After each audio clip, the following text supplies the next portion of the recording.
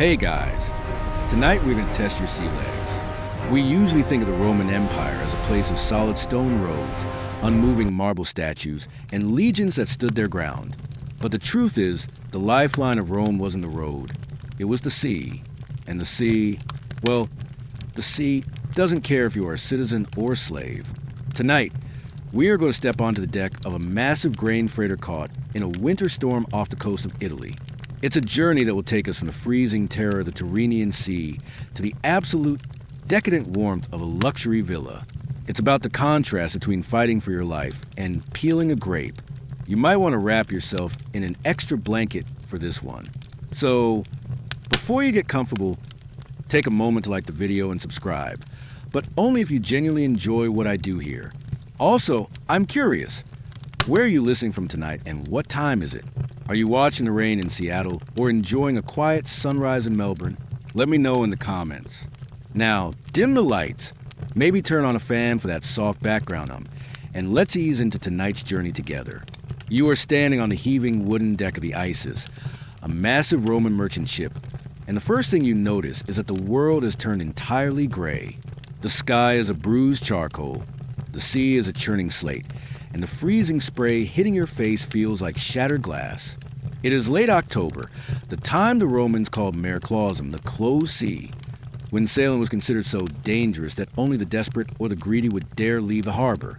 Apparently, your captain is a bit of both. You grip the wet, rough railing as the ship lurches violently to the port side, the timber beneath your feet groaning like a living thing in pain. This isn't just a boat. It's a floating warehouse, one of the super freighters of the ancient world, packed to the gunnels with Egyptian wheat destined for the bakeries of Rome. These ships were technological marvels, the container ships of their day. Some historians estimate they could carry over 1,000 tons of grain, enough to feed a city for a week. But right now, all that weight feels like a liability. You can feel the heavy cargo shifting deep in the belly of the ship, a dull, rhythmic thud that vibrates through the soles of your sandals every time a wave crashes against the hull. It's a terrifying sensation, the feeling of something immense and heavy fighting against something wild and fluid. You look up at the mainmast, a towering trunk of pine that seems to be scraping the low-hanging clouds. The huge square mainsail has been reefed, tied down tight to prevent the wind from ripping it to shreds or snapping masts like a dry twig. The air smells intense. A mixture of salt, old damp wood, and the faint, sweet fermentation of wet grain. It's not a pleasant smell, but it's real. It grounds you, around you. The crew is moving with a chaotic sort of discipline. They are soaked to the bone, their tunics clinging to their shivering bodies, shouting commands that are immediately snatched away by the howling wind. You watch a sailor climb the rigging, his bare feet gripping the slippery ropes with the dexterity of a monkey. It's a reminder of how physically demanding this world is. There are no winches, no motors, just muscle and leverage fighting against the raw power of the Atlantic storm that has somehow found its way into the Mediterranean. Here's a little detail you might not know.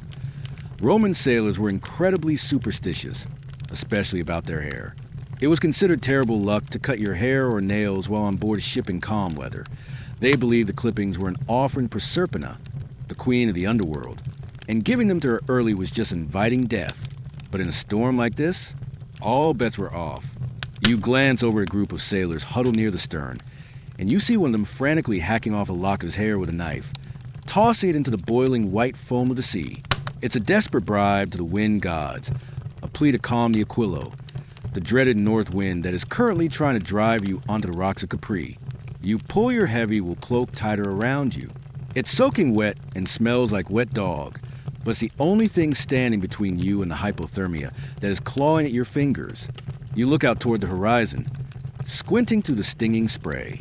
Somewhere out there, hidden behind a curtain of rain, is the coast of Campania.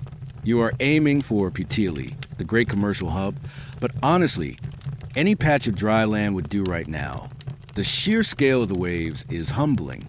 When the ship slides down into a trough, the walls of water rise up on either side of you, higher than the deck, blocking out the horizon completely. For a moment, it feels like you are sitting at the bottom of a canyon made of dark, angry liquid. Then the ship shudders and begins a long, agonizing climb up the next wave.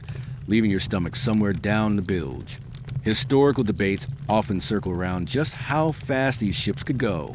Conventional wisdom says they were slow, lumbering beasts that could barely make 4 or 5 knots. But some modern maritime archaeologists argue that with a strong following wind, like the gale currently trying to kill you, they could hit speeds that would rival the clipper ships of the 19th century. Right now, it certainly feels fast. You are surfing down the face of these waves with a terrifying momentum, the bow smashing into the water with a force that sends shudders up your spine. It feels less like sailing and more like falling forward over and over again. You hold your breath as a particularly large wave slams into the side of the ship. The spray flies over the rail, drenching you with freezing water. You taste the salt on your lips. It's bitter and cold. Your heart is hammering against your ribs, a frantic rhythm that matches the chaos of the storm. But then, just for a second, the clouds tear open. A shaft of weak, gray light stabs down onto the water, illuminating a dark, jagged shape in the distance. Land. It's the promontory of Misenum, the northern arm of the Bay of Naples. You let out a breath you didn't know you were holding. The sailors see it too. A cheer goes up, ragged and thin against the wind. The helmsman, a burly man with arms like tree trunks, leans into the massive steering oars. The gubernaculum, fighting to bring the ship's nose around. You watch the muscles in his back bunch and spasm with the effort. He is trying to thread a needle, steering this lumbering giant between the open fury of the sea and the safety of the breakwater. It's a maneuver that requires perfect timing. Turn too soon, and the waves will broadside you, rolling the ship over. Turn too late, and you miss the entrance entirely, swept past the harbor and back out into the open water. You grip the rail harder, your knuckles white. The ship surges forward, pushed by a massive swell. You can see the white water crashing against the rocks of the headland now, close enough to hear the boom of the impact over the wind.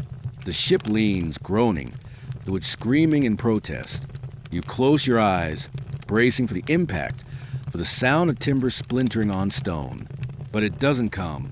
Instead, there's a sudden, jarring shift in motion. The violent rolling stops. The howling wind drops to a dull roar. You open your eyes. You have slipped past the breakwater. The water around the ship is still churning, but the deadly, rhythmic power of the open ocean is gone, broken by the stone arms of the harbor. You have made it. You are alive. The transition is so abrupt it feels almost artificial, like stepping from a screaming wind tunnel into a quiet library. One moment. The world is nothing but vertical motion, the sickening drop of the hull and the roar of water trying to swallow you whole. The next, the ship's keel cuts into water that is impossibly, miraculously flat. You are past the moles, the massive artificial breakwaters that guard the entrance to the bay. And suddenly, the violence of the Tyrrhenian Sea is just a memory, a dull, angry thumping against the stone walls behind you. The Isis glides forward, its momentum turning from a terrifying plunge into a smooth, stately drift. The deck, which had been pitching at a 45-degree angle just minutes ago, levels out.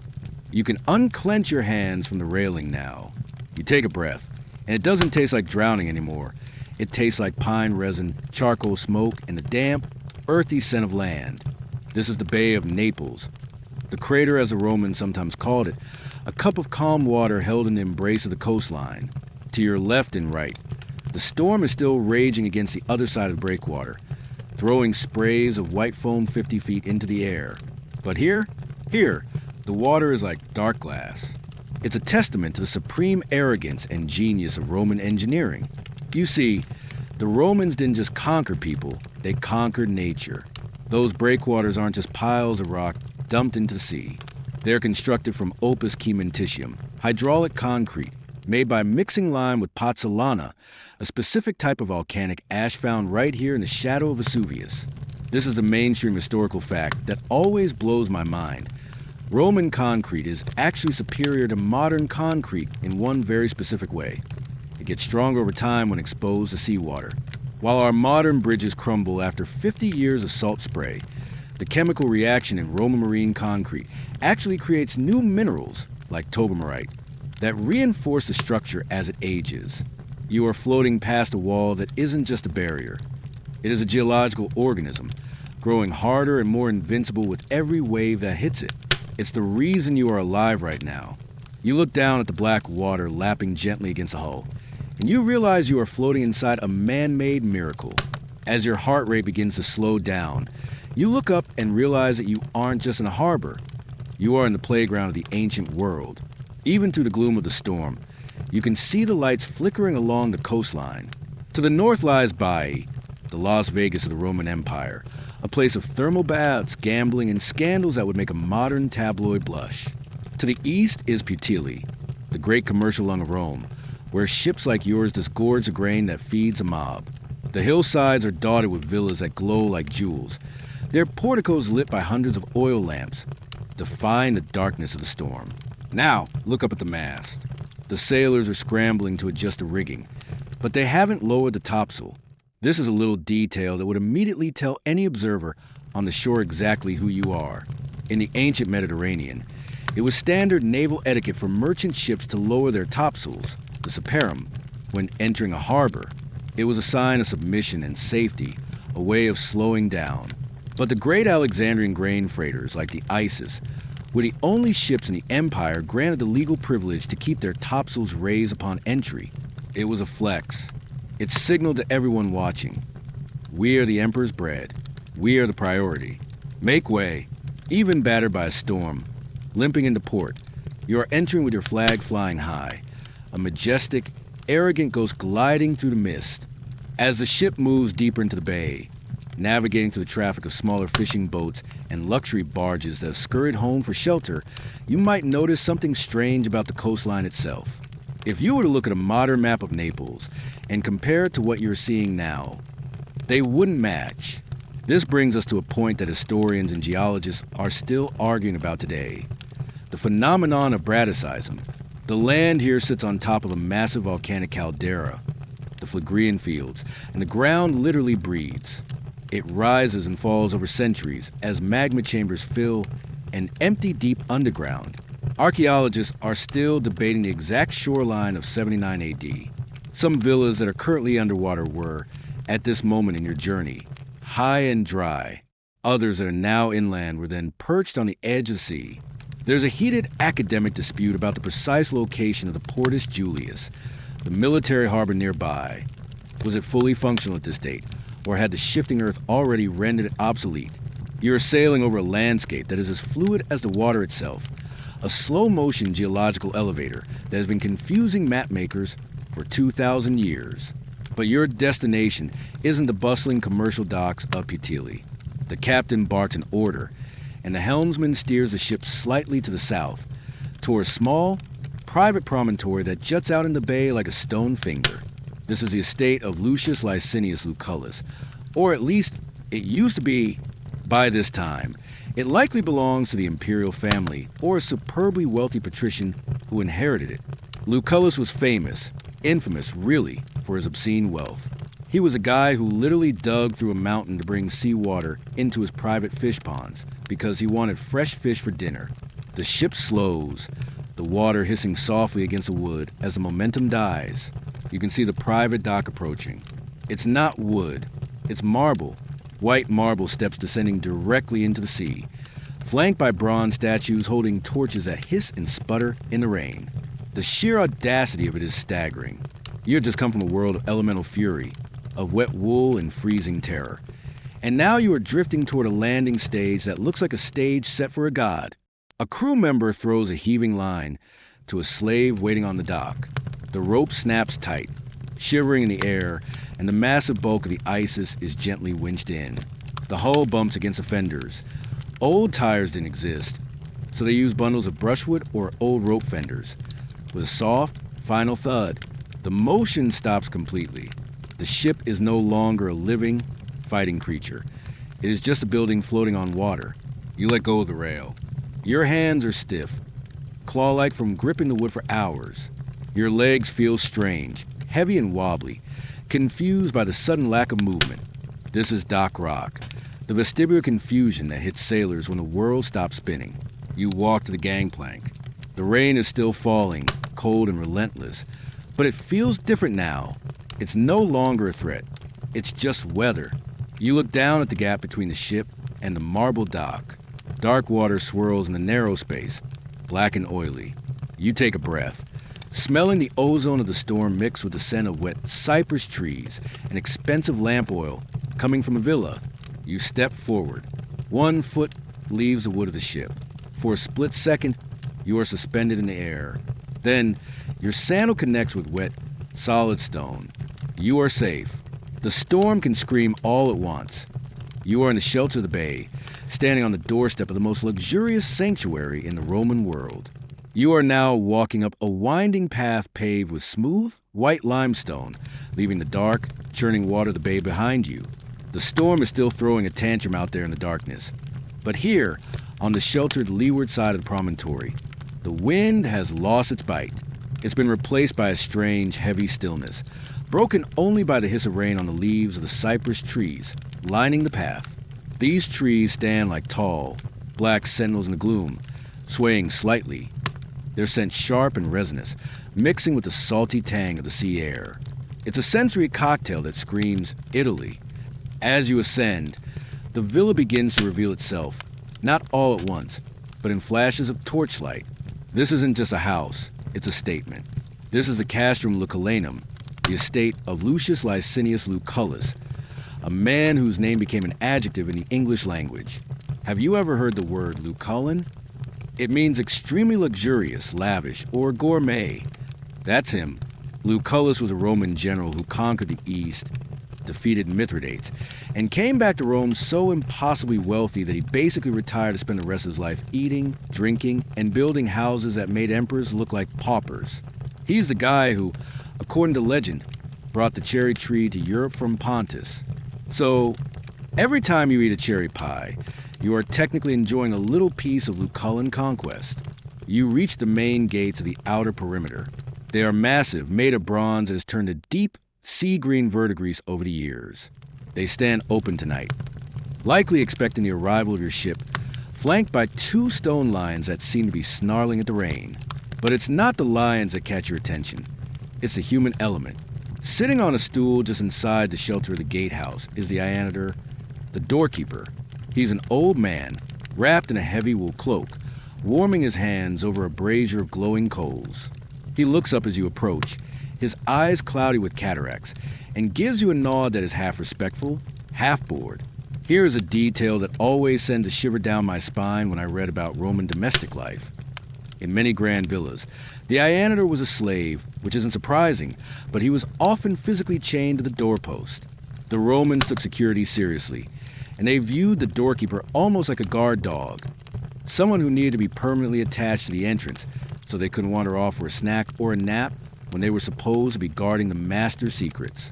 You look down and see the glint of iron around his ankle, the chain disappearing into the masonry of the wall. It's a grim reminder that all this beauty, all this marble and art, is built on a foundation of absolute, terrifying control. The old man doesn't seem to mind, though. He just tosses a handful of herbs onto the brazier, sending a puff of aromatic smoke into the damp air, and waves you through. Stepping past the gate, you realize the sheer scale of this place. You aren't just entering a front yard. You are entering a private city. The estate covers the entire islet of Megaride and extends upward onto the mainland hill of Pizzo Falcone. This brings us to a massive headache for archaeologists. Nobody can agree on exactly how big this place was. Some historians argue that the Castrum Lucullanum was a sprawling complex of separate pavilions and gardens that covered acres of the coastline, effectively privatizing a chunk of Naples. Others think it was more concentrated on the island itself. Since the city of Naples has built itself over the ruins layer by layer for 2,000 years, we simply don't know for sure. You're walking through a ghost map, a geography that exists only in fragments and theories. But tonight, the geography feels very real. You are walking through what looks like a tame jungle. Even in the winter, the gardens of Lucullus are alive. You pass by hedges of boxwood clipped into geometric shapes, a practice the Romans called opus topiarium, and statues of Greek nymphs that seem to be hiding in the shadows. The rain makes the marble skin of the statues glisten, giving them an eerie, lifelike quality, as if they are sweating in the humid night air. There's a sound here, too, that cuts through the storm. It's the sound of water, but not the chaotic crashing of the sea. It's the controlled, musical trickling of fountains. Romans were obsessed with water pressure. They loved to show off that they could make water defy gravity. Even here, on a rocky promontory surrounded by salt water, aqueducts are pumping fresh mountain water into fountains that bubble and splash in the darkness. It's the ultimate flex. I am so rich, I can make a river flow uphill just to decorate my driveway. As you continue along the path, the main villa finally looms out of the darkness. It is a staggering cliff of white stone, rising 3 stories high, glowing with the warm orange light of 1,000 oil lamps. The architecture is a mix of Roman military strength and Hellenistic grace. Thick walls designed to withstand a siege, punctured by delicate colonnades designed to frame a sunset. You can smell the wood smoke from the hypocaust furnaces now, a comforting, earthy scent that promises heat and dryness. You approach the vestibulum, the grand entrance courtyard.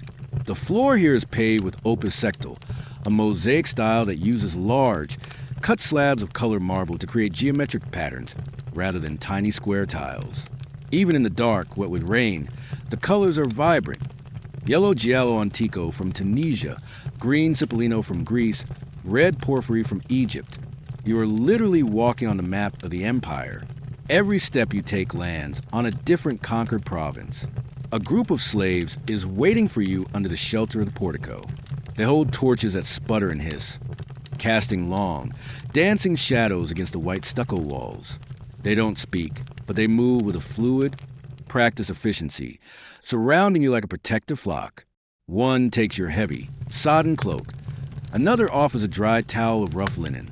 You feel the cold, wet way of the journey being peeled away layer by layer. You pause for a moment on the threshold, looking back the way you came. The storm is still out there, a raging, chaotic beast clawing at the edges of the sanctuary.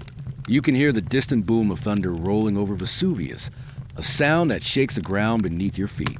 But here, under the marble archway, the air is still. The violence of the world has been shut out, replaced by the order and silence of extreme privilege. You turn your back on the night and step through the doors. You have officially arrived. The heavy bronze doors boom shut behind you, and the sound is final, like the closing of a bank vault.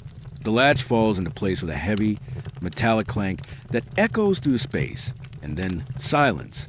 Absolute, heavy, expensive silence. The roaring wind that had been screaming in your ears for the last 6 hours is instantly decapitated, reduced to nothing more than a dull, rhythmic thumping against the thick outer walls. It's a psychological shock as much as a physical one. You have spent so long bracing yourself against the chaos of the elements that your body is still tense, your legs still trying to compensate for a rolling deck that is no longer there. You stand still for a moment, dripping onto the mosaic floor, just listening to the absence of danger. You are standing in the atrium, the ceremonial heart of the Roman house. If the exterior was a fortress designed to intimidate, this room is a theater designed to impress. The air here is profoundly different from the cold, wet salt spray outside. It is warm, dry, and smells of expensive things. Burning cedar wood, scented lamp oil, and a faint, spicy trace of saffron that has been sprinkled on the floor to freshen the air. It's the smell of money. The warmth hits your frozen skin like a physical weight, wrapping around you, seeping into your damp tunic, and beginning the slow work of unclenching your shivering muscles. The space is cavernous. The ceiling soars 20 feet above your head, supported by columns of polychrome marble that gleam in the flickering light of the oil lamps. In the center of the room is the impluvium, a shallow, rectangular pool sunk into floor. Directly above it, the roof is open to the sky, the compluvium. But tonight, you don't see the sky. You see a square of utter darkness, framed by the ornate molding of the ceiling. Through this opening, the rain is falling in a perfectly vertical, disciplined sheet, splashing softly into the pool below. This is one of those architectural features that defines the Roman experience, the domestication of nature. Outside, the rain is a chaotic, hypothermia-inducing threat. Here, inside the villa, the same rain is a decorative water feature. It's captured, contained, and drained away by hidden lead pipes to flush the latrines or water the garden. It's a subtle power move, The master of this house doesn't just rule people. He dictates terms to the weather. As your eyes adjust to the warm, dim light, you notice that you are being watched, not by people, but by faces. Along the walls of the atrium, nestled in small wooden shrines like cupboards with doors left ajar, are the imagines. These are the wax death masks of the family's ancestors. It's a mainstream historical fact that Roman patrician families were obsessed with lineage, but seeing it in person is a different experience. These aren't stylized statues. They are hyper-realistic casts taken from the faces of the dead. They have wrinkles, warts, crooked noses, and sunken cheeks. The flickering torchlight makes the wax seem translucent, almost like living skin. In the gloom, it looks as if a dozen generations of senators and generals are staring at you, judging your wet sandals and your shivering posture. The Romans believed the spirits of these ancestors, the manes, were literally present in the masks, guarding the household. It's spooky, yes, but also strangely comforting. You are standing in a room that has been watching history happen for 200 years. You are just a guest. The house and its ghosts are eternal. There's a piece of furniture standing near the pool, a massive marble table with legs carved in the shape of griffins. This is the cartibulum. In the old days, the family would have eaten their meals here, but by 79 AD, it had become purely ceremonial, a place to display the family's silver plate. Tonight, however, it is empty, save for a single silver basin filled with rosewater. A slave, moving with a silent, gliding step that they are trained to perfect, approaches you. He is the Atriensis, the head butler of the hall. You can tell his status because he isn't wearing a simple tunic. He has a specialized rod of office tucked into his belt, and the ring of keys to the storerooms jingles softly at his waist. Here is a bit of obscure trivia for you. The Atriensis was often a slave, but he was a slave with terrified power. In the hierarchy of the Roman household, he was the king of the service staff. He was responsible for the family's valuables, the arca, a heavy, iron-bound strongbox that sat conspicuously in the atrium to show off the master's wealth. Because he guarded the money, the Atriensis was often depicted in Roman comedies as a tyrant who would whip the junior slaves for not polishing the silver correctly. He looks at you now, not with subservience, but with professional appraisal. He snaps his fingers, and two younger slaves appear from the shadows with dry towels and a pair of soft woolen slippers. They kneel to unbuckle your wet sandals. As your bare foot touches the floor, you expect a shock of cold stone, but instead, you feel a gentle, radiating warmth. This is the magic of the hypo-cost system beginning to make itself known, though we will explore that engineering marvel deeper later tonight. For now, it just feels like the house itself is alive and generating body heat. You look up toward the upper story of the atrium. There are windows up there, looking down into the hall. But they aren't open holes. They are covered by something that catches the lamplight with a dull, cloudy shimmer. This brings us to a point that archaeologists and historians are still debating. The widespread use of window glass in the 1st century. For a long time, it was thought that Roman windows were mostly just shutters or cloth. But recent excavations, especially around Herculaneum, suggest that wealthy villas used lapis specularis, thinly sliced sheets of transparent gypsum or mica, or even early forms of cast glass panes to seal their homes against the winter. The debate centers on clarity and cost. Was this a common feature for the rich, or an obscene luxury reserved for the emperor? Standing here, looking at the storm raging silently behind those translucent panes, the answer seems obvious. Whether it's glass or stone, it is a barrier that turns the lightning flashes into soft, diffuse pulses of light, stripping them of their terror. The storm is being censored for your comfort. The Atriensis hands you a cup. It's not wine, not yet. It's mosum, a mixture of white wine and honey. Heat it until it's steaming. You wrap your cold hands around the ceramic cup, feeling the heat seep into your palms. You take a sip. It's sweet, cloying, and incredibly strong. It hits your empty stomach like a warm fist, sending a shiver of relief through your chest. The taste of honey and spices washes away the salt water that has been caked on your lips for hours. You are no longer a survivor clinging to a rail. You are a guest. The transition is complete. The wild, wet animal that came off the boat is being shed, leaving behind a civilized Roman who appreciates dry floors and warm drinks. The atrium, with its staring wax faces and its splashing fountain, feels like a decompression chamber. You are midway between the brutality of the sea and the decadence that awaits you further inside. The slave finishes drying your feet and slips them into the wool slippers. He stands up and gestures toward a doorway on the far side of the atrium. A curtain of heavy red tapestry hangs there, blocking the view, but steam is curling out from underneath it, drifting across the floor like low-lying fog. You know what that means. The bathhouse is ready. The next stage of your restoration is about to begin. You take another sip of the warm honey wine, nod to the stern-faced Atriensis, and shuffle across the warm mosaic floor toward the steam. The storm is a million miles away. You push aside the heavy red tapestry, and the world changes instantly. If the atrium was a warm welcome, this is a warm embrace.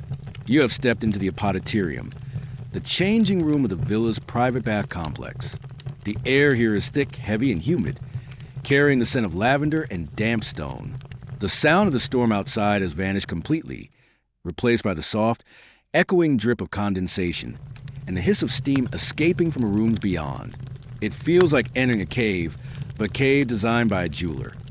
The walls are lined with niches for clothes, each one framed in polished marble, and the floor is heated to a temperature that makes your toes curl with delight. This is the beginning of the Roman daily reset button. For a Roman, bathing wasn't just about hygiene. It was a ritual of transformation. You didn't just wash off dirt. You washed off the stress, the politics, and exhaustion of being a citizen of the empire. And for you, tonight, you are washing off the terror of the Tyrrhenian Sea. A silent attendant helps you out of your damp, salt-stiffened tunic. The wool feels rough and heavy as it peels away from your skin, and when it drops to the floor with a wet thud, you feel lighter, as if you shed a physical layer of trauma. You move deeper into the complex, into the tepidarium, the warm room. This is a transition zone, the physiological airlock between the outside world and the intense heat of a hot bath, asterisk caldarium asterisk, or the shock of the cold plunge, asterisk frigidarium asterisk. The temperature here is perfect, a biological sweet spot that encourages your muscles to unclench without making you sweat. You sit on a marble bench, leaning back against the wall. To your surprise, the wall is warm. It's radiating a gentle, consistent heat that seeps into your back, thawing the deep chill that has settled in your bones over the last 6 hours. Here is a mainstream historical fact that defines this experience. Romans didn't use soap. At least, not the bar of soapy suds you have in your shower. Soap, asterisk sapo asterisk, existed, but it was mostly a Gallic invention used for bleaching hair or treating sores, not for daily washing. Instead, the Romans used oil, high-quality golden olive oil. The attendant approaches you with a small alabaster flask and pours a generous amount into his hands. He begins to massage the oil into your skin. It feels strange at first, thick and greasy, but as he works it into your tired shoulders and your salt-crusted arms, it starts to dissolve the grime. The oil binds with the dirt, the sweat, and the dead skin, lifting it all away from your body. Then comes the strigil. It looks like a curved metal sickle, usually made of bronze or iron, with a handle that fits perfectly in the hand. It looks like a weapon or perhaps a gardening tool, but in the hands of a skilled bather, it is an instrument of supreme exfoliation. The attendant presses the curved blade against your skin and scrapes. Asterisco screech, screech, screech asterisco. It's a deeply satisfying sensation, like scratching an itch you couldn't reach. You watch as a slurry of gray oil and dirt is scraped off your arm and flicked into a basin. It's gross, yes, but also incredibly cathartic. You are literally scraping away the journey. Now, for a bit of obscure trivia that might make you view your bathroom shelf differently, wealthy Romans didn't just use plain olive oil. They were obsessed with scent. The oil you are being slathered in tonight is likely rhodium, a perfume made from rose extract, or perhaps succinum, made from lilies. But the truly elite, the kind of people who own villas like this, sometimes used unguentum regale, the royal perfume. It was a cocktail of over 20 different spices and extracts, including cinnamon, saffron, and myrrh. It was so expensive and potent that Roman moralists like Pliny the Elder complained about it, saying it was a waste of money because the person wearing it couldn't even smell it themselves. Only the people passing by could enjoy it. It was a scent designed purely for the benefit of others, a performative aroma. As you sit there, glistening with rose-scented oil, you look around the tepidarium. The room is decorated with mosaics of sea creatures, dolphins, octopuses, and tridents, which feels a bit ironic given that you just spent the day trying not to be killed by the sea. But these are friendly, stylized monsters, tamed by art. The lighting is soft, coming from oil lamps set into niches, casting long, wavering shadows. This brings us to a point that historians and archaeologists are still debating: the concept of privacy and nudity in these spaces. We know that public baths in Rome were often noisy, crowded, and socially chaotic places where people of all classes mixed. But what about a private villa like this? Was the bathhouse a solitary retreat for the master? Or was it a communal space for the family and honored guests to hang out together in the nude? The debate centers on the mixed bathing scandals mentioned by ancient writers. Some emperors banned men and women from bathing together. Others didn't care. In a private setting like the Castrum Lucullanum, the rules were likely whatever the host wanted them to be. But tonight, the debate doesn't matter. You are alone. It is just you, the steam, and the silent slaves. You finish the scraping ritual and rinse off with warm water from a silver basin. Your skin feels raw and new, tingling with the heat. The salt is gone. The smell of the storm, that ozone and wet dog smell, is gone, replaced by the scent of roses and clean stone. You stand up, your legs feeling steady for the first time since morning. The dock rock sensation has faded into a pleasant, floaty lightness. You skip the intense heat of the caldarium tonight. You've had enough intensity for one day. And you certainly skipped the frigidarium. You've been cold enough. You just want to stay in this perfect, tepid equilibrium. An attendant wraps you in a synthesis, a special type of dinner outfit that was basically the Roman equivalent of a high-end bathrobe or leisure suit. It's loose, colorful, and infinitely softer than the rough tunic you arrived in. You step out of the bathhouse, not back into the atrium, but into a long, covered colonnade that connects the wings of the villa. The air here is cool in the bath, but still protected from the wind. You run a hand through your damp hair, feeling human again. You've been rebooted. The survivor of the Isis is gone. The guest of Lucullus has arrived. You look down the hallway. At the far end, you can see the soft glow of light spilling out from a doorway, and you catch the scent of old papyrus and cedar wood. The library is waiting, and if there is anything better than a warm bath after a storm, it's a good book in a warm room while the world ends outside. You step across the threshold into the library of Lucullus, and the sensation is immediate. The air here is drier, crisper, and scented with a deeply distinct aroma that every book lover knows, even across 2,000 years. But it's not the vanilla and almond scent of decaying paper that you might find in a modern used bookstore. No, this library smells of sharp cedar oil, pressed papyrus, and the faint, metallic tang of the black ink known as atramentum. It is the smell of preserved thought. The room is vast, a rectangular hall lined from floor to ceiling with wooden cabinets made of citrus wood and inlaid with ivory. These are the armaria, the ancestors of our bookshelves. They are numbered and tagged, holding thousands upon thousands of scrolls. You are standing in what was arguably one of the greatest private collections of the ancient world. When Lucullus conquered Pontus in the east, he didn't just bring back gold and cherry trees. He brought back knowledge. He looted the royal libraries of kings and brought them here, to this villa, making it a pilgrimage site for scholars. It is a mainstream historical fact that Roman libraries were almost always divided into two separate sections, one for Greek literature and one for Latin. It was a cultural statement. Greek was the language of philosophy, science, and the past. Latin was a language of law, engineering, and the present. You are currently standing in the Greek section. Busts of famous poets and thinkers, Homer, Plato, Epicurus, stare down at you from niches along the walls. They look calm, their marble eyes unblinking in the flickering light of the bronze candelabras that stand in the corners of the room. The storm outside has not given up.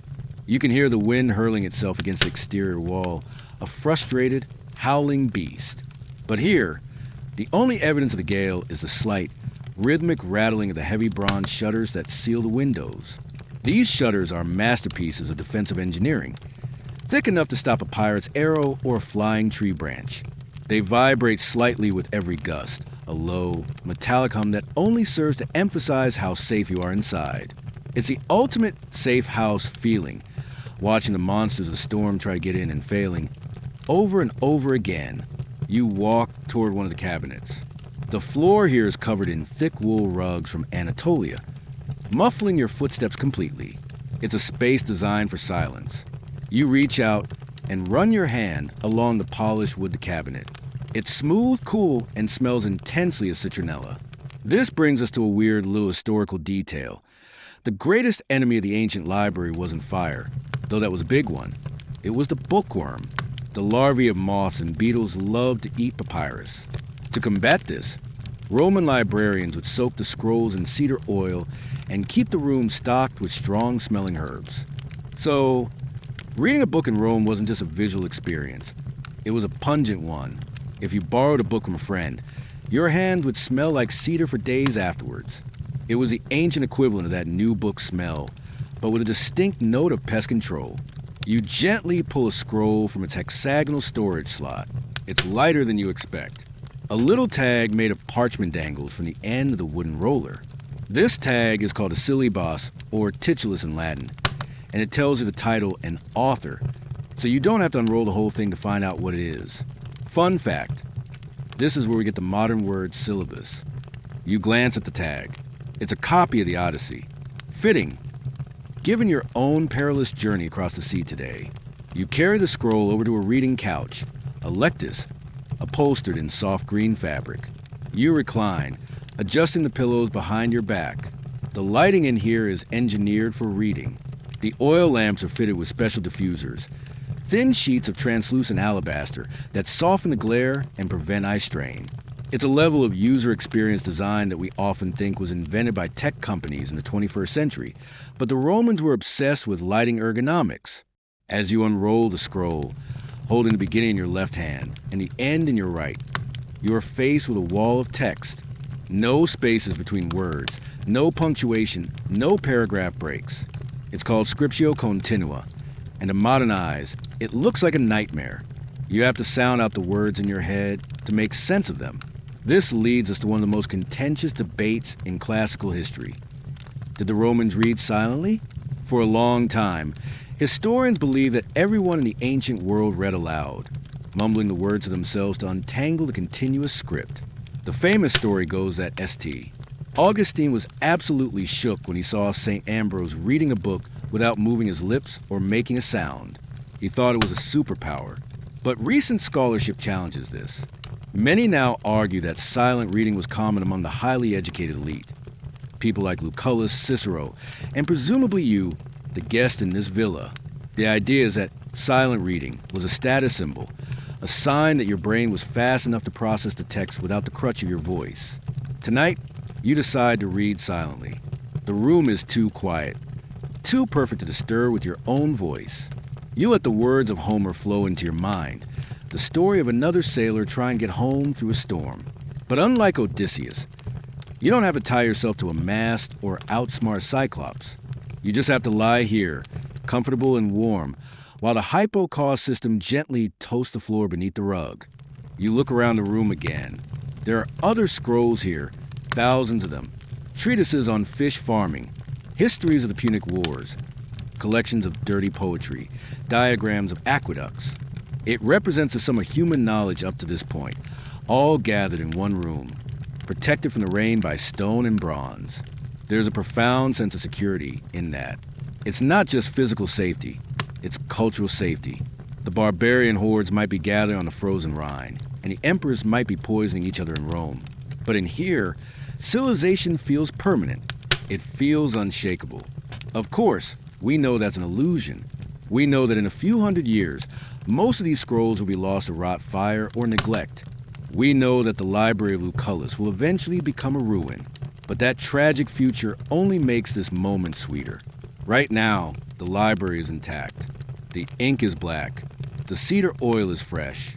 The knowledge is safe. And for you, it is enough. You roll up the scroll slowly, savoring the crisp sound of papyrus. You aren't really reading anymore. You are just enjoying the atmosphere. The storm outside thuds against the shutters again, a heavy, dull impact, like a giant fist pounding on the door. But the latch holds. The bronze doesn't buckle. The noise fades back into the background, just a texture in the silence. You set the scroll down on a small side table made of bronze and glance toward the door. You've warmed your body in the bath and warmed your mind in the library, but there is another sense that needs satisfying. You can smell something else drifting down the corridor now. Not cedar, not roses, but something savory. Roasted game, garum sauce, and baking bread. The kitchen is awake. You stand up, leaving the silent bus of the philosophers behind. They will keep watching the books while you go to attend to the needs of the living.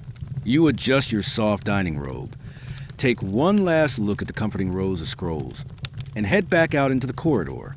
The storm may be starving the sea of peace, but in the villa of Lucullus, no one goes hungry. Leaving the library, you follow the Atriensis down a corridor that seems to burrow deeper into the rock of the promontory. The air grows cooler here, damp and salty, but not in the violent way of the storm outside. This is a controlled dampness, a smell of brine and seaweed that feels strangely subterranean. You are entering the piscine, the indoor fish ponds.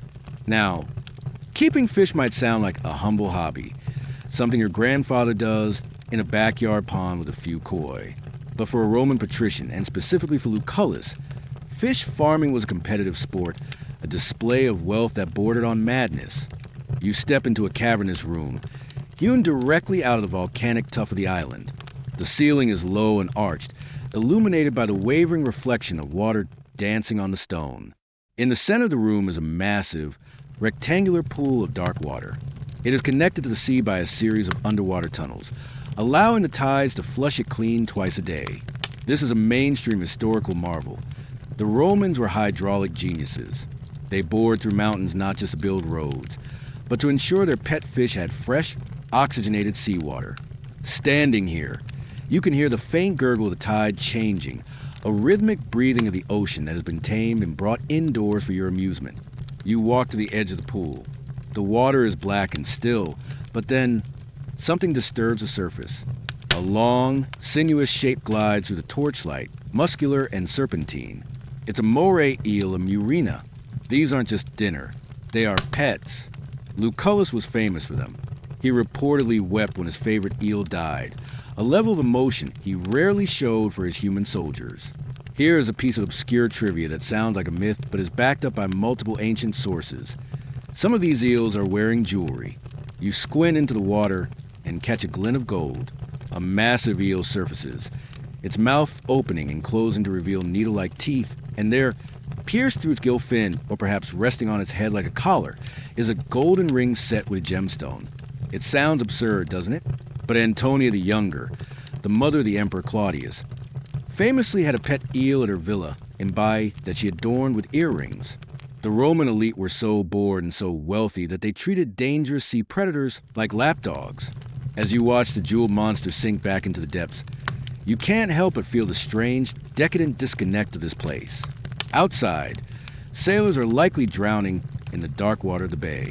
Inside, a fish is wearing a ruby that costs more than a ship. It's a contrast that defines a Roman experience. Beauty and cruelty, genius and absurdity, swimming together in the same tank. This brings us to a topic that historians and economists still debate: the Piscine madness. Was this just a hobby, or was it an investment? A single red mullet could sell for enormous sums at the Roman market. Some scholars argue that these luxury villas were actually high-end agricultural businesses, producing fish, garum, and olive oil for profit. Others insist that for men like Lucullus, profit was vulgar. The point wasn't to make money. The point was to burn it. To dig a tunnel through a mountain just to watch a fish swim was the ultimate demonstration that you were above the petty concerns of economics. You trail your hand in the water. It's cold, a sharp contrast to the heated air of the library. A slave appears beside you with a small silver bucket. He hands you a piece of chopped octopus. You toss it into the water. The surface boils for a second as the eels strike, a flash of violence that is over as quickly as it began. It's a reminder that even in this sanctuary, nature is still red in tooth and claw. The Romans didn't hide from that violence. They framed it in marble and watched it while sipping wine. The slave bows and leads you away from the grotto. The damp, salty air fades, replaced once again by the warm, dry scent of heating ducks and roasted meat. You are leaving the underworld of the villa and ascending toward the heavens. Dinner is served. And in the house of Lucullus, dinner is not just a meal, it's a performance art. You ascend a short flight of stairs and enter the triclinium, the formal dining room. But this isn't just any dining room. This is the legendary Apollo room. The story goes that Lucullus once tricked Cicero and Pompey, who demanded a dinner without any preparation. Lucullus simply told his slave, "We will dine in the Apollo room." He had a secret code with his staff. Each dining room had a fixed budget. The Apollo room's budget was 200,000 sestertii, roughly the cost of a small army. By just naming the room, the slaves knew to unleash the entire culinary arsenal. Tonight, you are the beneficiary of that code. The room is spectacular. One wall is entirely open to the elements, or rather, to a view of them. The storm has been framed like a painting. You can see the rain lashing against the columns of the portico, and beyond that, the lightning flashing over the churning sea. But inside it is summer. Braziers of bronze burn aromatic wood, and the floor is heated so perfectly that you can walk barefoot without a chill. You approach the couches. In Roman dining, you don't sit, you recline. 3 broad couches, the lectus summus, lectus medius, and lectus imus, are arranged in a U shape around a central table. You are guided to the place of honor on the middle couch. You lie down on your left side, propping yourself up on a pile of silk pillows stuffed with goose down. It's a posture that feels awkward at first if you aren't used to it, but soon you realize the genius of it. It aligns your stomach for digestion, or so the Roman doctors claimed, and leaves your right hand free to grab food. The table is set with terra sigillata, the bright red, glossy pottery that was a Tupperware of the Empire, alongside heavy silver platters. The first course arrives, the gustatio. It's a collection of appetizers designed to stimulate the appetite and the conversation. You see a plate of dormice, asterisk glis glis star. These aren't sewer rats. They are edible dormice, fattened in special ceramic jars called gloraria on a diet of walnuts and chestnuts. They are roasted in honey and poppy seeds. It's a mainstream historical fact that Romans ate them, but seeing one on a plate looking like a sticky, sweet nugget of rodent is a cultural hurdle. You take a bite. It's surprisingly good, crispy, sweet, and rich like pork belly. Then comes the garum. You can't have a Roman meal without it. It's a fermented fish sauce made by rotting the intestines of mackerel in salt for months in the sun. It smells pungent, like the docks you left behind, but when drizzled over a hard-boiled egg, it adds a hit of umami that creates a savory explosion. This is the ketchup of the ancient world, a liquid that connected the empire from Hadrian's Wall to the Euphrates. The main course is brought in by a procession of slaves. It is a sow's udder stuffed with sea urchins, a dish that screams excess. Beside it is a platter of facetum, liver from a goose that was force-fed figs. Yes, foie gras is an ancient invention. As you eat, you listen to the storm raging outside. The contrast is sharp enough to cut. Out there, sailors are eating hardtack and praying to Neptune. In here, you're eating a pig's nipple and listening to a flute player in the corner. This brings us to a fascinating academic debate, the lead poisoning theory. You notice the wine is being served from a beautiful lead-lined vessel. Some historians have argued that the rampant use of lead in cookware, pipes, and wine sweeteners, sugar lead, caused widespread cognitive decline in the Roman aristocracy, leading to fall of the empire. Did lead poisoning make Caligula crazy? Is a classic question. However, modern osteological studies, bone analysis, suggest that while lead levels were high, they might not have been high enough to cause societal collapse. It's more likely that Caligula was just a jerk, regardless of his heavy metal intake. But as you sip from the heavy goblet, the thought lingers. Is this luxury slowly killing you? The meal winds down with the secundi mensae, the second tables, or dessert. Fruits, nuts, and honey cakes. You feel a heavy, pleasant lethargy settling over you. The fear of the storm has been completely replaced by the food coma of the Apollo room. You are full, you are warm, and you are horizontal. It is the ultimate state of passive existence. The plates are cleared away, but the night is far from over. Now begins the conversacio, the drinking party that follows the meal. The Atriensis brings out a large, two-handled jar, an amphora, encrusted with dried clay and stamped with seal that is older than you are. He wipes the dust from the neck and uncorks it. The smell that fills the room is intense, oxidative, and complex, like sherry mixed with old leather. This is Falernian wine, the grand cru of antiquity. Specifically, this is Opimian Falernian, from a vintage of 121 BC. It's a mainstream historical legend that this specific year produced a wine so legendary that people were still drinking it and paying fortunes for it. Nearly 200 years later, by now, in 79 AD, it would be almost like a syrup, incredibly concentrated and bitter. The Romans didn't drink this straight. That would be barbaric. They mix it with warm water and, occasionally, a dash of seawater. Yes, seawater. It sounds horrific to a modern palate, but the salt was thought to cut the sweetness and smooth out the texture. You watch the wine swirl in your cup, a deep amber gold. You take a sip. It tastes of raisins, spices, and the passage of time. You are drinking history. This wine was grapes on a vine when the Gracchi brothers were rioting in the streets of Rome.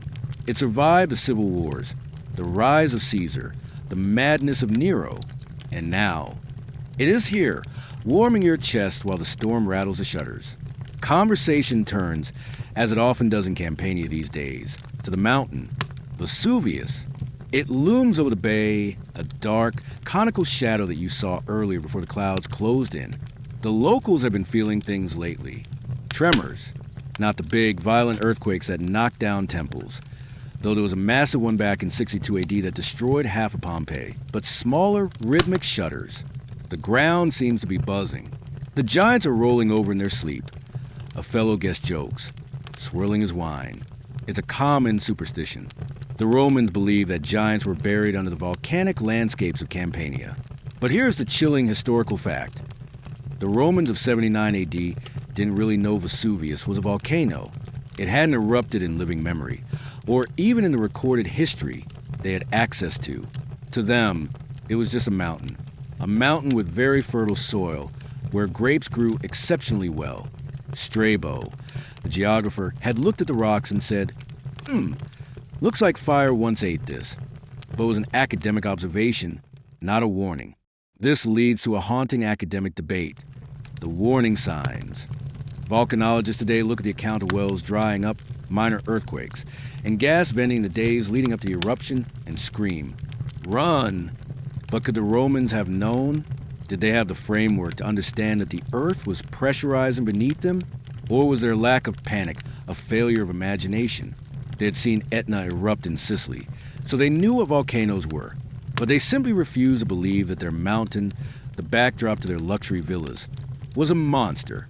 You take another sip of the Falernian. It tastes of the volcanic soil it grew in. You are literally drinking the essence of the volcano that is about to destroy everything. But you don't know that. To you, the tremors are just a nuisance, a conversation starter, something to gossip about while you are safe and warm. You discuss the weird behavior of the goats on the mountain, how they seem nervous. You laugh about the senator who sold his villa in Pompeii last week because he was tired of the cracks appearing in his frescoes. What a fool, you think, giving up a view like that. The wine makes you feel invincible. The storm outside is just weather. The shaking ground is just nature settling. You are in the house of Lucullus, protected by wealth, engineering, and the gods. What could possibly go wrong? The irony hangs in the air, thick as the steam from the hot water mixing with the wine. You are safe in the harbor, anchored in the moment before the world changes. You set the cup down. The heat of the room, the food, and the wine have done their work. Your eyelids are heavy. The conversation is drifting into a pleasant hum of background noise. It is time to leave the dining room. The night is deep, and the best bed in the ancient world is waiting for you. You step out of the dining room, leaving the empty wine cups and the scent of roasted meat behind. The air in the corridor is cooler, but as you walk, you notice a strange sensation. The heat isn't coming from the air around you. It is rising from the ground beneath your feet. Even through the thick leather soles of your sandals, you can feel a steady, radiating warmth that seems to defy the winter chill. This is the invisible heart of the Roman villa, the hypocaust. We often think of central heating as a modern luxury, something that involves radiators, thermostats, and gas bills. But the Romans had mastered this technology 2,000 years ago, and in many ways, their version was more luxurious than ours. You aren't just heating the air, you are heating the very bones of the building. Beneath the mosaic floor you are walking on, there's a hollow space about 2 feet high. The floor is suspended on stacks of square tiles called pili. Hot air and smoke from a massive wood-fired furnace, the prefernium, are pumped into this cavity, circulating under the floor, and then rising up through hollow clay box tiles inside the walls. This brings us to a mainstream historical fact that is also a sociological horror. The comfort you are feeling right now is directly powered by human suffering. Somewhere outside, in the driving rain, the mud, or deep in a soot-choked underground chamber, slaves are shoveling wood into a roaring fire. They are known as the fornicators. They work in hellish conditions, breathing smoke and ash, so that you can walk barefoot on a warm floor without ever seeing a flame. It is the ultimate expression of Roman luxury, labor that is not only invisible but completely separated from the sensory experience of the user. You feel the warmth, but you never see the fire as you pause in the hallway, letting the heat seep into your legs. Consider the sheer scale of the engineering required to make this work. The floor you are standing on is a masterpiece of thermodynamics. It's made of a layer of concrete mixed with broken pottery shards, which holds heat incredibly well, topped with marble. Once this thermal mass warms up, it stays warm for days. It's a slow, gentle heat, not the dry, dusty blast of a modern forced air vent. It feels like the building itself is a living organism, generating its own body heat.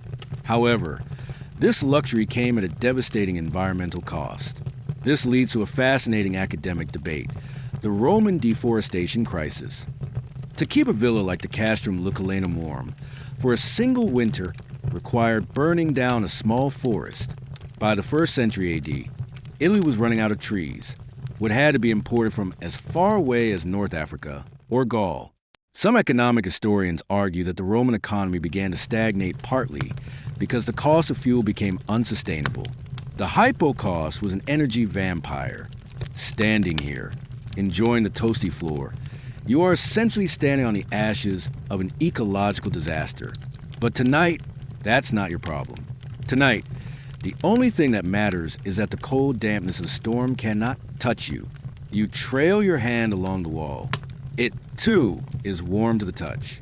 The hollow tiles inside the plaster are carrying the smoke up to the roof vents, turning the walls into radiators. It's a cocoon of thermal engineering.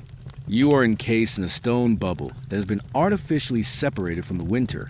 The storm can scream, the wind can howl, and the sea can rage, but inside the hypocaust, it is always a perfect, dry 75 degrees. There is a specific, obscure piece of trivia about the hypocaust that adds a layer of danger to the comfort. Because the system relied on burning wood and circulating the exhaust, carbon monoxide poisoning was a real threat. If the floor cracked or the wall tiles leaked, the silent killer could seep into the living quarters.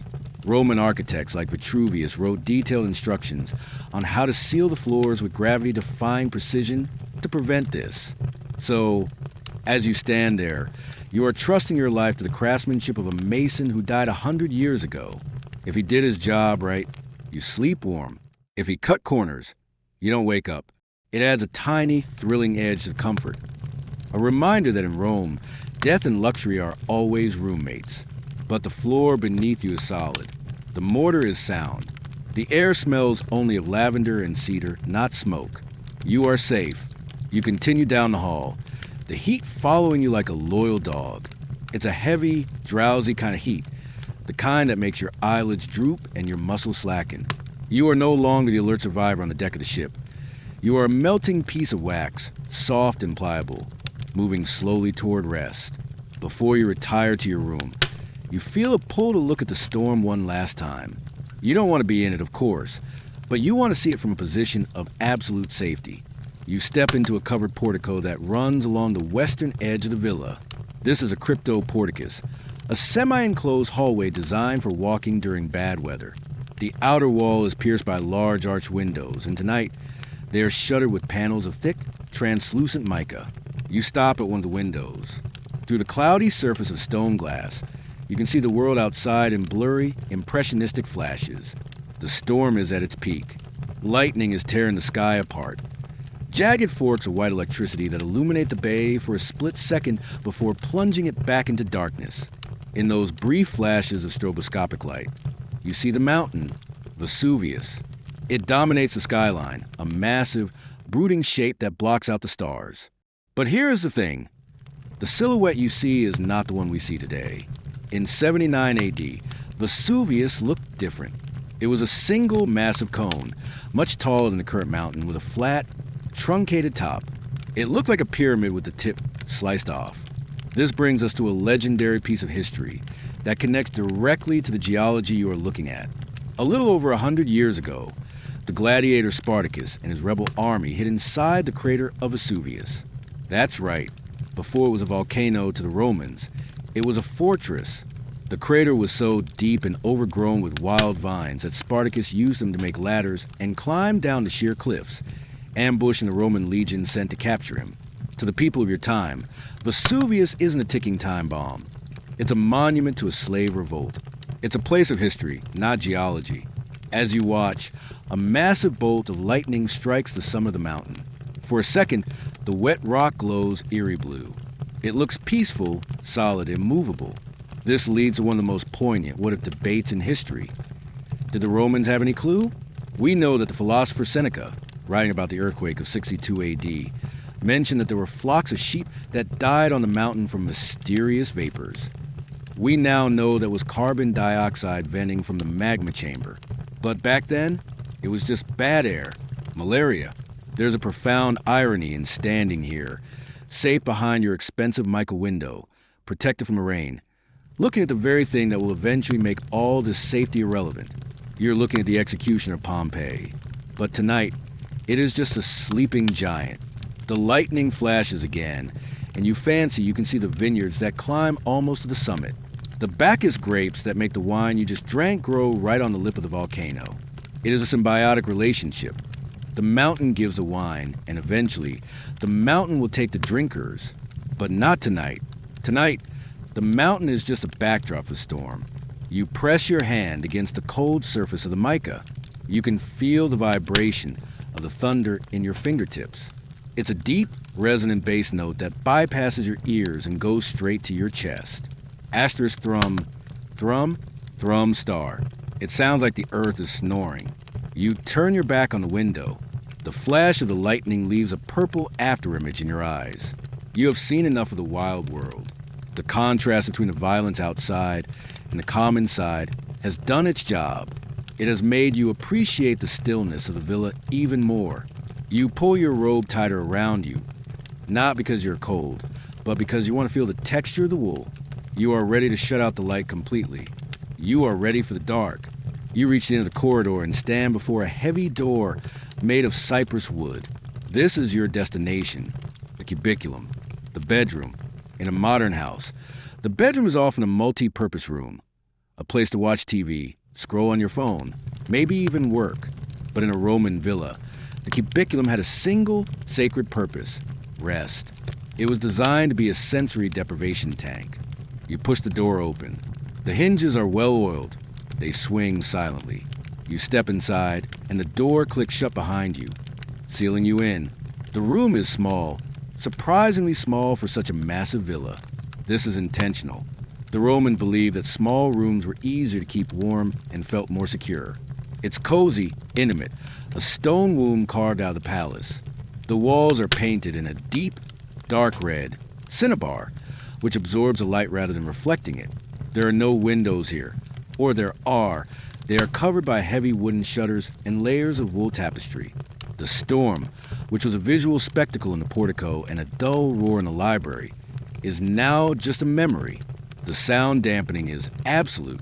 The heavy tapestries that line the walls act as acoustic insulation, swallowing every noise. You can hear the blood rushing in your own ears. You can hear the slow, steady rhythm of your own breathing. In the center of the room stands a bed, the Lectus Cubicularis. It is higher than a modern bed, requiring a small footstool to climb into. The frame is bronze, inlaid with silver patterns of ivy and sleep-inducing poppies. The mattress is stuffed with the finest wool from Tarentum, known for its springiness, and it sits on a web of leather straps that act as suspension. This isn't a soft, sinking mattress like ours. It's firm, supportive, and smells of dried lavender and chamomile that has been sprinkled between the sheets to ward off bugs and induce sleep. You sit on the edge of the bed and unfasten your robe. The air is perfectly still. There is a single oil lamp burning in a niche in the wall, its flame turned down to a tiny blue-orange bead. It casts just enough light to see the outline of the room, but not enough to wake your brain. This brings us to a piece of obscure trivia about Roman sleeping habits. They didn't sleep in one long 8-hour block like we try to do. They practiced segmented sleep. They would go to bed at dusk, sleep for a few hours, wake up around midnight for an hour or two of quiet contemplation, or reading by a very dim light, and then sleep again until dawn. This period of wakefulness, the watch, was considered the most peaceful time of the day. But tonight, after your battle with the sea, you are skipping the segment. You are going for the full coma. You extinguish the lamp. The darkness is instant and total. It is a velvet weight that presses against your eyes. You climb into the bed. Pulling the heavy will cover it up to your chin. The wool is scratchy soft, heavy and warm. You sink into the mattress. The silence is the loudest thing in the room. It's a luxurious silence. It's the sound of money, of thick walls, of guards at the gate, of a world held at bay. You lie there, staring up into the invisible ceiling. You think about the ship bobbing in the harbor. You think about the eels swimming in the dark grotto. You think about the slaves tending the furnaces underground. All of them are part of the machine that is keeping you here, safe and warm in the dark. Your body begins to let go. The tension in your shoulders, the cramp in your legs in the ship, the alertness in your mind. It all dissolves. The darkness feels like water, warm and buoyant, lifting you up. You are drifting, not on the sea, but on the river of sleep. The Villa Lucullus is a fortress, and tonight, you are its prisoner in the best possible way. The door is locked. The storm is outside. You are inside, and for the next 8 hours, history does not exist. While you are drifting in the soft, wool-wrapped oblivion of the cubiculum, safely insulated from the world by stone walls and expensive tapestries, there's someone else across the bay who is very much awake. If you were to float out of your body, drift through the heavy cypress door, glide over the dark water of the bay, and head north toward the naval base at Misenum, you would find him. He is an old man, corpulent and asthmatic, sitting by a window that looks out toward the same mountain you saw earlier. This is Pliny the Elder, the commander of the Roman fleet, and arguably the most productive insomniac in history. It is a mainstream historical fact that Pliny was terrified of wasting time. He believed that sleep was a kind of death, a temporary deletion of the self. He famously had a slave read books to him while he was in the bath. Not the relaxing soak you just had, but the actual scrubbing part, because he couldn't bear to lose those few minutes of mental intake. While you are luxuriating in the comfort of doing absolutely nothing, Pliny is currently scribbling notes by candlelight, working on his massive encyclopedia, the Naturalis Historia. He is trying to catalog the entire universe, from the stars in the sky to the bugs in the dirt, before his own time runs out. Tonight, however, his attention isn't on his books. It's on the sky. The storm has passed, leaving the atmosphere scrubbed clean, but there's a strange, lingering haze hanging over the summit of Vesuvius. To you, it was just a shadow in the lightning. To Pliny, it is a data point. He has been watching the cloud formation for days. He has noted the tremors that make the ink in his pot vibrate. He doesn't know what it means yet. No one does. But his curiosity is vibrating louder than his fear. This brings us to a fascinating piece of obscure trivia about Pliny's mindset. He was obsessed with the idea of nature as a conscious, artistic force. He wrote about elephants worshiping the moon and dolphins befriending boys. To him, the world wasn't a cold machine. It was a living drama. As he watches a mountain tonight, he isn't seeing a geological threat. He is seeing a potential new chapter for his book. He is wondering if the mountain is exhaling. He has no idea that in less than 24 hours, he will be sailing toward that exhalation in a rescue mission that will turn into a suicide run. He is the ultimate observer, unaware that he is about to become a participant. The contrast between you and Pliny is the contrast between the two souls of Rome. You are the consumer of luxury, the guest enjoying the fruits of the empire, the heated floors, the imported wine, the silk pillows. Pliny is the administrator of that empire, the man who feels the weight of duty even at 3 a.m. He is the one worrying about the grain shipments delayed by the storm, the one counting the ships in the harbor, the one listening to the earth groan while everyone else sleeps. This leads to a long-standing academic debate regarding Pliny's death, which will happen tomorrow on the beach at Pompeii. The traditional story, based on his nephew's letters, is that he died from inhaling toxic fumes, sulfur and gas, while trying to rescue a friend. It paints him as a hero and a martyr to science. However, modern medical historians and volcanologists have raised doubts. The people around him survived the fumes. His body was found intact, looking like he was asleep. Many now argue that Pliny, who was overweight and wheezing, likely died of a massive heart attack brought on by the stress, the heat, and the physical exertion of running around a disaster zone. The fumes might have just been a romanticized Roman version of he was old and out of shape. But tonight, he is alive. He is breathing the cool, rain-washed air. He dips his quill into the ink and writes a sentence about the winds. Try to capture the logic of the storm that just battered your ship. He pauses, looking out at the bay. The water is calm now. The Isis, your ship, is just a dark speck in the distance. He might even be looking at the lights of the villa of Lucullus, wondering who is sleeping in the guest room tonight. The connection between you two is silent but profound. You are both suspended in the same moment of calm before the catastrophe. You, asleep in the dark. Him, awake in the light. He is the watchman who sees the danger but cannot interpret it. You are the sleeper who is safe because you remain ignorant. As the night deepens, Pliny finally puts down his pen. Even he needs to rest his eyes eventually. He blows out his candle, plunging Misenum into darkness. Now the whole bay is asleep. The only light comes from the mountain itself. Not fire, not yet, but faint, almost invisible glow from the crater rim. A trick of the starlight reflecting off escaping gas. It's a night light for the end of the world. But deep in your soundproof room, buried under your wool blankets, you don't see it. You don't dream of fire. You dream of the sea, of the gentle rocking motion that has finally stopped, leaving you anchored in the stillness. You wake up slowly, peeling yourself out of the heavy wool cocoon of the lectus. The darkness in the room is still absolute, but your internal clock, that circadian rhythm we discussed earlier, tells you it is morning. You feel rested, that deep, heavy kind of rest that only comes after physical exhaustion and a night of total silence. The ghost of the sea legs is gone. The floor beneath your feet is still gently warm, a reminder that the slaves have been feeding the furnace all night while you slept. You fumble for the door latch, the bronze cool against your fingers. You push the heavy cypress door open, and the light hits you. It's not the harsh, blinding glare of high noon, but the soft, milky light of early morning. You step out into the corridor and walk toward the portico where you watched the lightning last night.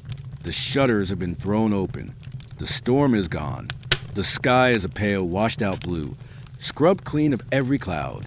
The sun is just cresting over the hills behind Naples, turning the bay into a sheet of hammered copper. It is beautiful. It is the kind of morning that makes you want to buy a villa and never leave. But as you take a deep breath, you notice something. The air smells different. The scent of pine and sea salt is still there, but underneath it, there's a faint, sharp tang. It smells like rotten eggs, or perhaps like a match that has just been struck. Sulfur. To you, in this moment, it's just a curiosity. Maybe a smell drifting over from the public baths in Puteoli, or some industrial runoff from a tannery. You don't recognize it as the breath of the earth. This brings us to the great date debate. For centuries, history books told us that Vesuvius erupted on August 24th, 79 AD. This was based on the manuscripts of Pliny the Younger. But in 2018, archaeologists found a charcoal inscription on a wall in Pompeii that suggests the date was actually in late October or early November. This changed everything.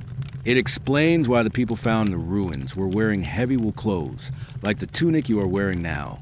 It explains the pomegranates and walnuts found in the market stalls, which are autumn crops, and it explains the storm you sailed through. You aren't waking up in the sweltering heat of an Italian summer. You are waking up in the crisp, cool air of late autumn. The false dawn isn't just a metaphor. It's a seasonal reality. You walk out onto the terrace.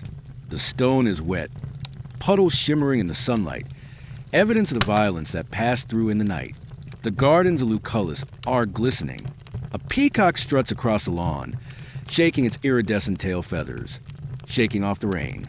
It lets out a cry, a harsh, piercing scream that echoes off the villa walls. It makes you jump. Here is a strange piece of trivia. Roman augurs, the priests who read the will of the gods and the behavior of birds, believed that the cry of a peacock could foretell rain. But what did it mean when the bird screamed after the storm? Was it a warning? Or just a bird being a bird? You watch it strut away, arrogant and oblivious. The world feels too quiet. It's a phenomenon often reported before earthquakes or eruptions, the silence of nature. The cicadas aren't buzzing. The seagulls aren't screeching over the fishing boats. It feels as if the volume knob of the world has been turned down to a low hum. Even the waves lapping against a marble dock below seem hushed, apologetic for their behavior last night. You lean against the balustrade, looking across the bay toward Pompeii. The city is a smudge of white and red roofs in the distance, nestled at the base of the mountain. It looks peaceful. You can imagine people there waking up, opening their shops, sweeping the sidewalks. You imagine the baker putting his loaves in the oven, the fuller stomping on the togas in the urine vats, the banker counting his coins. They are going through the motions of a Tuesday, completely unaware that it is the last Tuesday. You feel a vibration under your hands. It's subtle, like a heavy truck passing on a road miles away. The water in the bird bath nearby ripples, creating a perfect concentric ring. Then it stops. Just a tremor. Another giant rolling over in his sleep. You dismiss it. You are in a villa built of stone and concrete that has stood for 100 years. It feels permanent. This is a psychological trap of the false dawn. When the sun comes out after a storm, our brains are wired to believe the danger is over. We relax. We let our guard down. We think the narrative arc has resolved. The storm was the climax, and this morning is the denouement. You stretch your arms over your head, hearing your back crack, feeling the warmth of the sun on your face. You are thinking about breakfast. You are thinking about the library. You are thinking about anything but the mountain. You turn your back on Vesuvius and head toward the sound of plates clattering. The slaves are setting up a table on the eastern balcony. It's time for the ientaculum, the first meal of the day. The world is ending, but the bread is fresh. You sit down at a small, round table made of citron wood, positioned perfectly on a balcony to catch the morning sun. The air is crisp, but you are wrapped in your warm synthesis, and the sun feels like a gentle hand resting on your shoulder. This is the ientaculum, the Roman breakfast. It wasn't a heavy meal. The Romans saved their gluttony for dinner. But in a house like this, even simplicity is luxurious. On the silver platter in front of you, there's a round loaf of bread, panis quadratus, scored into 8 wedges. It's still warm from the oven, dusting your fingers with flour when you tear off a piece. Beside it is a pot of honey, golden and viscous, combed from the hives on the estate. There are olives wrinkled and salty, floating in oil. There's a soft cheese, similar to ricotta, sprinkled with herbs. And, of course, there's water. Not just any water, but water mixed with a splash of wine, just enough to kill the bacteria and color the glass pale pink. You take a bite of the bread dipped in honey. The crunch of the crust, the sweetness of the honey, the salt of the cheese. It is a perfect bite. It tastes of civilization. It tastes of order. You chew slowly, watching a fishing boat drift lazily across the glassy water of the bay. The fisherman is casting his net, a rhythmic, hypnotic motion. Cast, wait, pull. Cast, wait, pull. It's a scene that has played out on this coast for 1,000 years, and you assume will play out for 1,000 more. This brings us to the final academic debate of our journey, the survival rate. For a long time, we assumed almost everyone in Pompeii and Herculaneum died. We have the cast of the bodies, the skeletons in the boathouses, But recent statistical analysis suggests something hopeful. Pompeii had a population of maybe 15,000 people. We have found the remains of perhaps 1,500. Where are the rest? It's very likely that on a morning just like this, thousands of people looked at the mountain, saw the smoke starting to rise later in the day, and simply left. They walked away. They got on boats. They survived. They became refugees in Naples and Rome, their stories dissolving into the wider history of the empire. So, as you sit here, you aren't necessarily watching a graveyard. You might be watching a city of survivors who just don't know it yet. You take another sip of the watered wine. The sulfur smell is still there, faint on the breeze, but it's masked by the scent of the fresh bread. The tremor you felt earlier hasn't returned. The peacock is quiet. The world feels suspended in a golden amber of peace. You have made it. You survived the storm on the Isis. You navigated the terror of the open sea. You found shelter in the breakwater. You were warmed by the hypocaust, cleansed by the bath, and enlightened by the library. You have experienced the pinnacle of Roman safety. In a few hours, around 1 p.m., the mountain behind you is going to explode. It will release thermal energy equivalent to 100,000 Hiroshima bombs. The sky will turn black. The sea will retreat. The villa of Lucullus will be shaken to its foundations, covered in ash, and eventually abandoned. The scrolls in the library will crumble. The eels in the pond will choke on silt. But that hasn't happened yet. And that is the beauty of this moment. Right now, the mountain is just a mountain. The bread is just bread. And you are just a traveler enjoying a quiet morning in Italy. You don't have to run. You don't have to panic. You don't have to save anyone. You just have to be here, in this sliver of time where everything is perfect. The quiet struggle of the storm is finished. The history books haven't been written yet. You are safe in the harbor, anchored in the calm before the ash. So here we are. The journey is done. The ship is docked. The fire is warm, and the breakfast is finished. You can let go of the railing now. You can let go of the history. Imagine the Bay of Naples fading away, the white villa dissolving into mist, the sound of the peacock and the waves growing softer, turning into a gentle, rhythmic hum that matches your own breathing. You don't have to worry about the volcano. That belongs to the past. You are here in the present, wrapped in the safety and comfort of your own bed. Feel the imaginary warmth of the Roman sun lingering on your skin, but let the coolness of your own room take over. The quiet struggle of your day is over, just like the storm on the Tyrrhenian Sea. The long journey through the night has reached its final stop. Imagine the library of Lucullus sealing its bronze shutters, protecting the stories inside. The hypocaust fires are banking down to glowing embers, keeping the warmth locked in the stones. The entire ancient world is tucking itself in, moving from the light of the sun into the quiet, eternal peace of the stars. You are safe. You are at rest. The storm is past. The mountain is sleeping, and you are drifting into a dreamless, perfect sleep. Let the voices of the past whisper one last time, a soft goodnight that carries across the centuries. Everything is settled. Everything is quiet.